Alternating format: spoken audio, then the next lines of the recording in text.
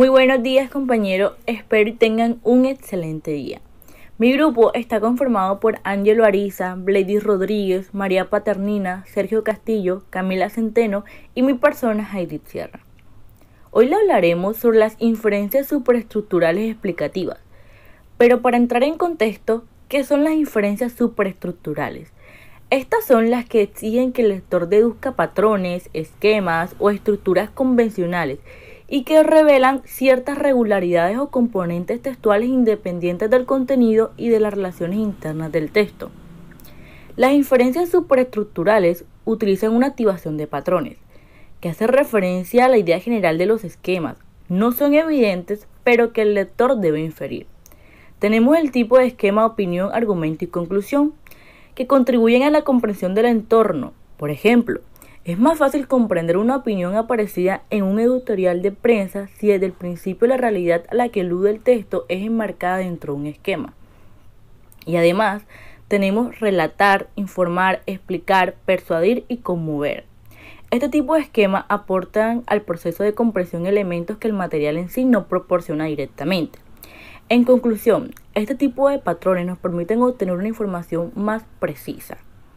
Ahora, como ya sabemos el concepto de inferencias superestructurales, podemos clasificar estas como narrativa, descriptiva, argumentativa, explicativa y dialogal.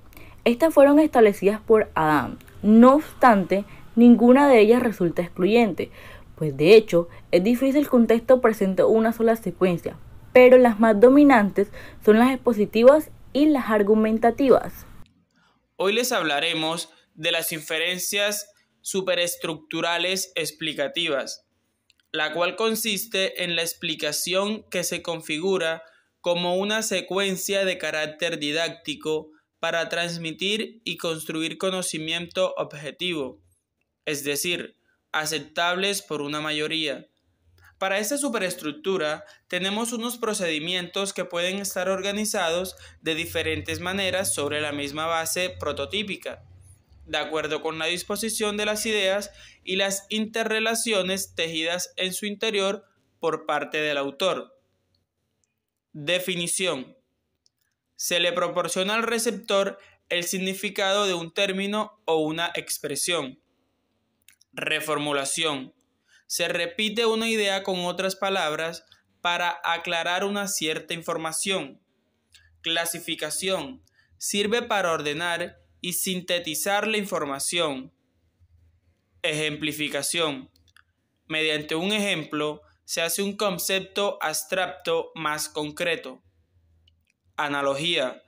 Hace comparación con los elementos de ámbitos diferentes para hacer más claro el mensaje. Citas de autoridad. El autor demuestra que la información es verdadera porque coincide con la explicación de expertos en el tema. A continuación, encontraremos algunos ejemplos. Aplicando los ejemplos de estos procedimientos nos puede permitir organizar de diferentes maneras sobre la misma base prototípica, de acuerdo con la disposición de las ideas o las interrelaciones tejidas en su interior por parte del autor. De estos ejemplos podemos encontrar la definición, que como mi compañero lo mencionó, es la que proporciona al receptor el significado de un término o una expresión. Dentro de ellos podemos encontrar se llama, se refiere, se define cómo, está constituido, por contiene, comprende. En la clasificación podríamos encontrar sus categorías son, los conforman los siguientes grupos, entre otros. En la reformulación es la que más que todo la que consiste en que se repite una idea con otras palabras para aclarar una cierta información.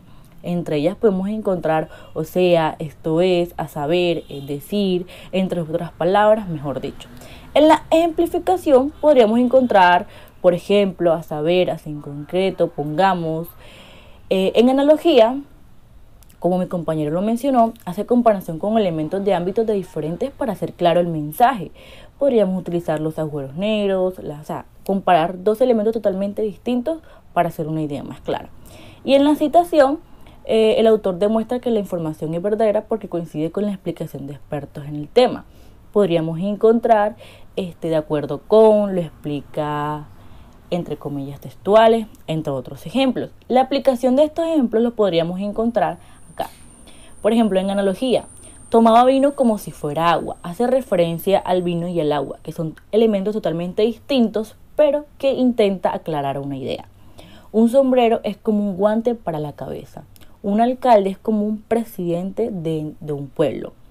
En la ejemplificación, podríamos, de ejemplo, valga la redundancia, por ejemplo, una secuencia explicativa puede hacer comprender los terremotos definiendo que son fallas tectónicas. Es decir, está hablando de un tema en específico, pero para aclararlo, da un ejemplo.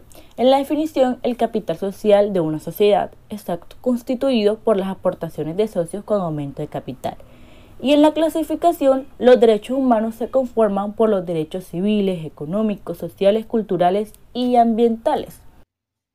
Los modos concretos de interrelación se rigen como estrategias discursivas en función de los propósitos del autor. Es muy importante para el lector aprender a reconocer en esos esquemas las posibilidades estratégicas de una organización con las que cuenta el autor de un texto de acuerdo con su intención particular. Respuesta o problema-solución.